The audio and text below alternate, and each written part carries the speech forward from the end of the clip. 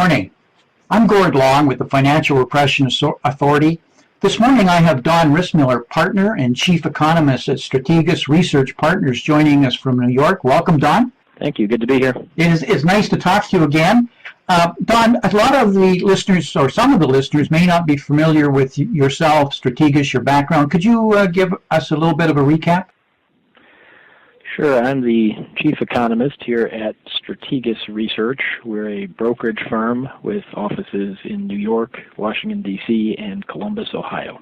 Don, part of this series on financial repression, and I was wondering if you could define it in your own words, or at least what does that terminology mean to you? When we think about that financial repression question, I think we're immediately led to the idea of interest rates being somehow below normal or below inflation. And why would you do that? Well, you would do that if you're in an environment where you have an awful lot of debt.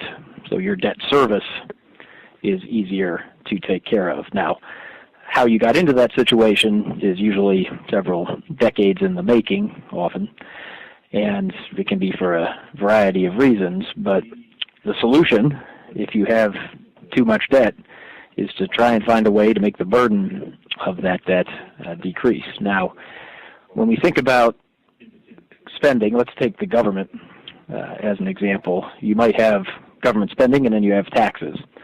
How do you get money into the government through taxes? Really, it's one of three ways. You could tax income, which is what the economy generates this year. You could tax wealth, which is what the economy's accumulated up to this year, prior income.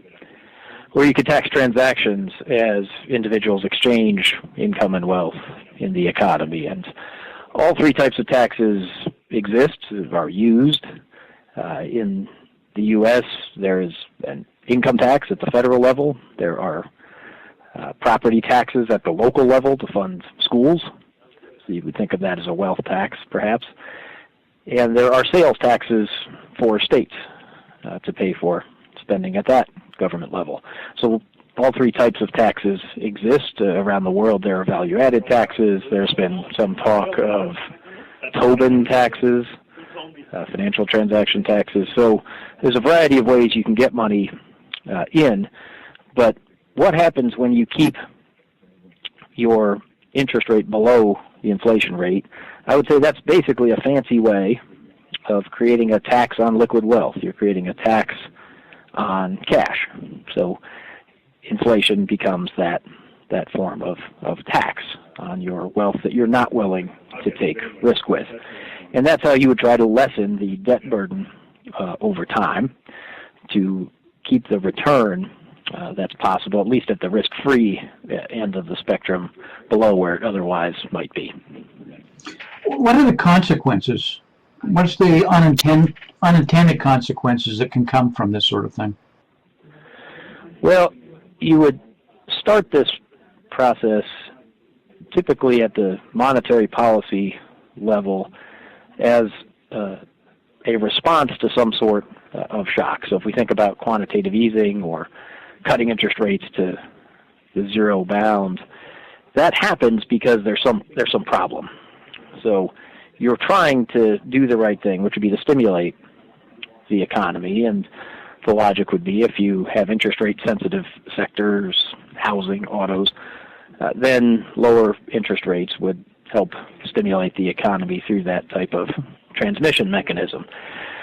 Now, the problem comes if the transmission mechanism is broken, and if we look at what's gone on over the past half decade, I think there are some legitimate questions about what the transmission mechanisms are for monetary policy to the economy. So let me just maybe first talk about what the intended consequences might be and then talk about the unintended consequences. The goal is to get risk-taking up in the economy, and that's tricky with monetary policy because monetary policy is not the best policy when it comes to risk-taking. In fact, monetary policy makers often have restrictions on what they can do on purpose. So monetary policy makers are typically a small number of people that are tasked with an important job. They're given the printing press. And so as a check on that power, usually you're given some sort of inflation mandate, which is you can print money, but don't take too much risk with it, because if you do, you might wind up with too much money chasing too few things, which is inflation. So when we think about what central banks buy, they tend to favor risk-free assets like Treasury securities or agency securities in the United States. Now, you can buy a lot of risk-free securities, and what that might do is push other people to take risk. So part of the problem here is you can't take more risk yourself, because that starts to violate your inflation mandate. What you have to do, therefore, is push other people to take risk and hope that that stimulates the economy.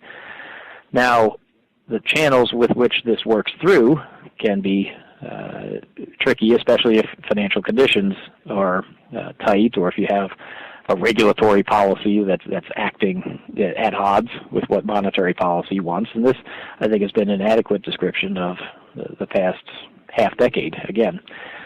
So when we think about where we're going, what you can do is use whatever works. And if that means you bid up asset prices as part of this process, it's what you do. That's the tool you have. You can't take risk yourself. You have to force other individuals, other investors, let's say, to take risk. So you might bid up asset prices. Of course, assets are unequally distributed, and so that has consequences for income inequality as well as you go down this road. So it may be the best you can do. It may be an appropriate policy response in a time of stress, but it still has consequences that may not all be desirable. Well, clearly, I think this protracted period has definitely shown itself in increase in asset values, whether the bond market or the equity markets globally, and I would venture to say has dramatically increased the risk-taking by most people. And maybe we have a mispricing of risk. I know we have a lack of price discovery, and maybe there's a degree of malinvestment. Are those fair observations? I do think that's fair, and there was probably a better option, which would have been to use fiscal policy rather than monetary policy to try and address some of the issues that have come up recently in the economy, but that didn't happen, at least in any continuous fashion. There were some programs like the TARP program that increased government spending, but then you had other programs in the U.S. like the sequester that cut spending back. You've had pushes for austerity in Europe as another example. So fiscal policy generally has not been as expansionary as you may have liked in an environment where there's a shortfall of demand, and so monetary policy tried to make up the difference. Again, doing perhaps the best it could, but yes, I do think there are some unintended consequences along the lines you mentioned. Yeah, I really feel strongly that fiscal policy and public policy have been absent in a sustained fashion, and they've kind of just left it all to monetary policy, which is almost unworkable, but it's a yeoman's job that the Feds had to do. We just had a major non-announcement by Janet Yellen and the FOMC committee. Can you comment on this latest decision? Sure. So that's right. It was perhaps the biggest Fed meeting since 2008 going in terms of the expectations. And it looked like a close call for the FOMC. But there are a few things that are missing here. One, inflation still looks low. It's below target, and if we look at the core consumption price deflator numbers, they're still decelerating year on year. So I don't think inflation has to be 2% at target to tighten, but it's hard to have confidence in your forecast that it's going to be going back up to 2% if right now the chart is going straight down. So I think we have to see a little more on the inflation numbers to gain confidence in that forecast. I'd also like to see a little more on the wage growth side of the equation. If we looked at the second quarter employment cost index, that also decelerated. And we're at the point of the business cycle where labor should start to take share, where we should start to see wages pick up, accelerate as unemployment comes down. It's just hard to say definitively with the data we have that that is happening. We could say it should happen, and I believe it will happen. But again, that's a forecast, and it's hard to have confidence in that forecast with the data we have at the moment. So it makes some sense to wait. And then you can add on top of that a tightening in financial conditions, which gets to some of the international events in emerging markets as well, and say the Fed took the approach that they'd like to wait a little bit more, see some more data. This is not unprecedented. We would look back to 2013 to see an example of this. When the Fed started talking about the QE taper, they did that in the middle of 2013. By the time you got to September of 2013, the expectation was they were ready to go. And they held back. They paused for 3 more months because of a tightening of financial conditions, the taper tantrum, the increase in interest rates.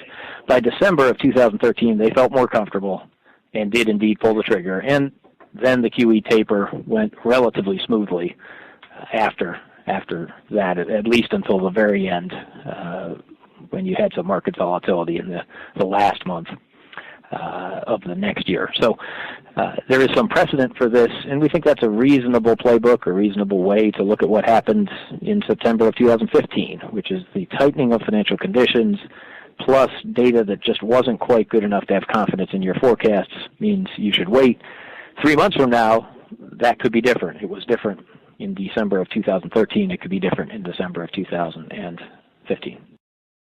Don, around the world, and Financial Repression Authority on a daily basis talks to people all over the world, and there's just no question there's a significant global slowdown occurring, most evidently in world trade and in commodities prices. Where do you think we're going to be 6 months from now in the U.S. and specific to these interest rates from the FOMC? Well, so we are seeing weakness in manufacturing.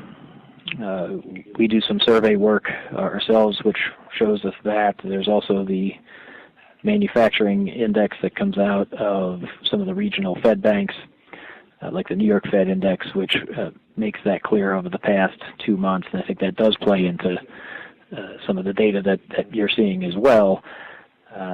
For the U.S. economy, that means it's not going to be manufacturing. It's going to have to be some other sector that picks up the slack.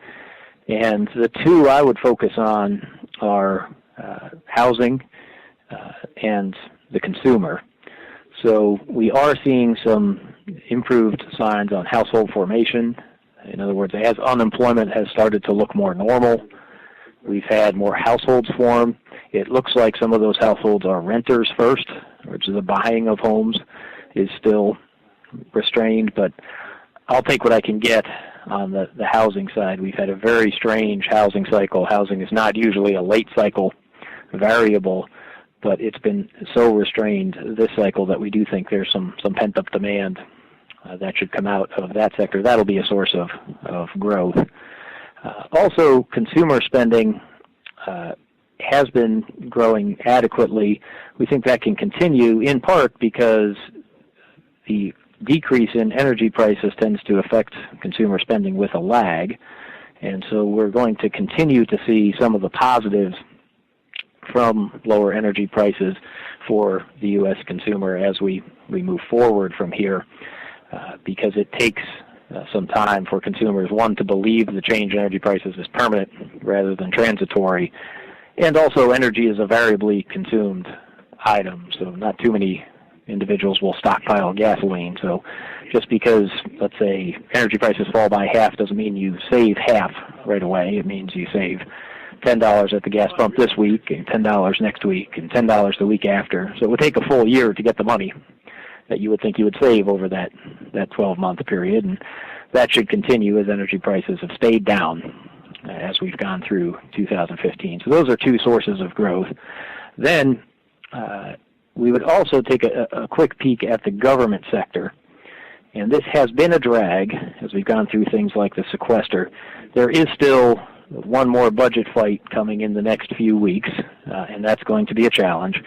But if we get through that, we're into the lame duck part of the election cycle. And so government drag, which has been present for several years, probably turns into a small boost. We're already seeing some rehiring at the state and local government level, and that's significant as well. So if we're looking for how the U.S. economy can grow despite some sectors like manufacturing weakening, we point to consumer spending, housing, and then this lack of government drag as a factor as well. Ron, you just had a session up at Camp Kotok, a fishing expedition in Maine, where you get to talk a little economics and do a little fishing. Could you share with our listeners some of the new ideas that you came away with personally that challenged your thinking? Sure. I think there was a long-ranging discussion on how we use economic data, whether it's appropriate, whether the economy is changing in ways that we have to think about in new terms. Are our statistics capturing what's really going on?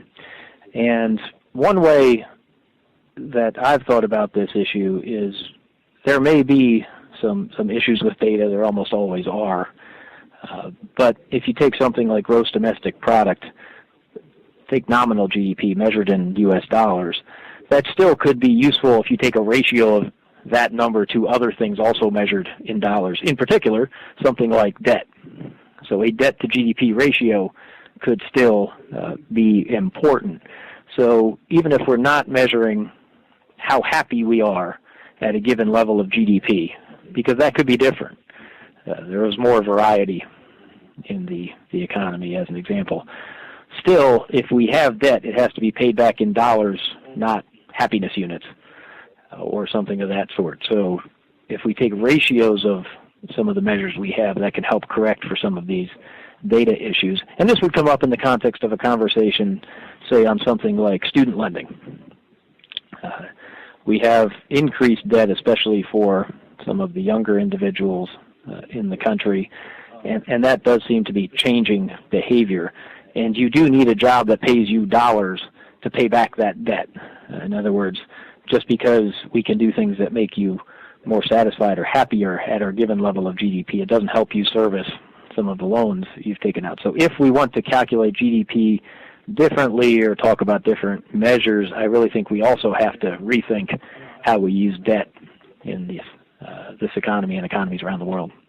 Do we have too much debt right now, not only in the United States, but in most of the developed countries? Well, it's hard to say. I mean, there are some studies that say you slow down in terms of your growth rate as debt accumulates. Everybody wants government to do something, even if it's just enforce contracts. That'd be a minimum criteria, let's say. Many people want defense also. That would be viewed as a government function. Some individuals want more. Maybe healthcare should be a government function. Maybe education, some of these things would fall into those categories. What I think we can say is we can have whatever size government or set of services we want. We just have to find a way to pay for it in closer to real time, because what you can't have is your debt to GDP ratio go up indefinitely. Eventually, interest costs would consume your entire budget if that's true. So your debt to GDP ratio has to go sideways, which is just really a way of saying debt to income can't continue to expand if you're thinking about a world with positive interest rates. Don, any closing messages you'd like to leave with our listeners? Things that you're concerned about or things you're optimistic about right now? Well, I'd say there's a lot of talk over the last few days about whether the U.S. Federal Reserve is the global central bank now, and I think some of that is a bit premature. Let's see how the Fed acts over the next 3 months. International developments are something that's on the Fed's radar screen, but the Federal Reserve is still a creation of Congress. It's still an entity that will be focused on domestic U.S. data, unemployment, and inflation. So I don't want to go too far down the road of saying the Federal Reserve has put themselves in the position to be the global central bank. There may be some elements of that, but I'm not sure those are all that new, and emphasizing them here may do too much. Don, could you tell our listeners how they could learn more about Strategas Research Partners and any of the writings that you do personally? Yes, so our website has our library, and that is Strategas RP for researchpartners.com. Don, thank you very much for your time. Much appreciated, and we'll have to have you back again. Thank you. Thank you.